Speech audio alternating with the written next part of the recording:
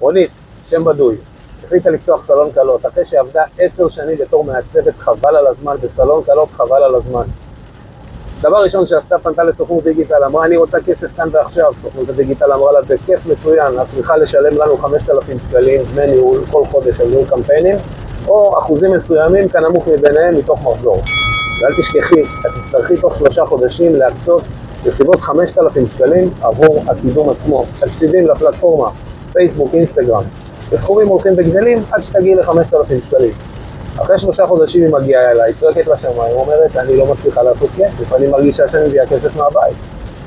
אז אותה רונית, שם בדוי, שעבדה בבוטיק, כוכבית שטרודל, שלא נגיד כרגע מה השם שלו, לא מצליחה להגיע לאותן תוצאות, לא מצליחה למכור באותם מחירים שהבוטיק מחר בזמן שהיא עבדה שם כסחירה. למה? לא מנתה מוניטין. היא ניסתה לחפש קיצורי דרך. אין קיצורי דרך. אי אפשר להביא כסף של כאן ועכשיו, בלי שבנתה מוניטין, אף אחד לא מכיר אותה. אף אחד לא יודע בדיוק מה האיכויות שלה. זה שהיא מספרת שהיא עבדה בסלון הזה או בסלון ההוא ומציגה כל מיני אינסטגרמים יפים, זה עדיין לא אומר שום דבר. צריך ליצור סיפור, צריך SEO, צריך קידום אורגני, צריך ליצור נוכחות, צריך להיות פרסונה, צריך להיות אוטוריטה, צריך יחסי ציבור ברמה מאוד מאוד גבוהה, לפעמים עם משפיענות, ננו משפיענות.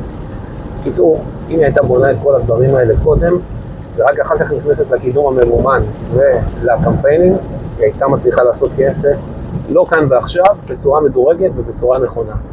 ולכן, ברגע שעושים את זה, ללא כל ההכנה, ללא כל התשתית, עדיף להמשיך להיות שכיר באותו מקום, תאמינו לי, תרוויחו ככה יותר.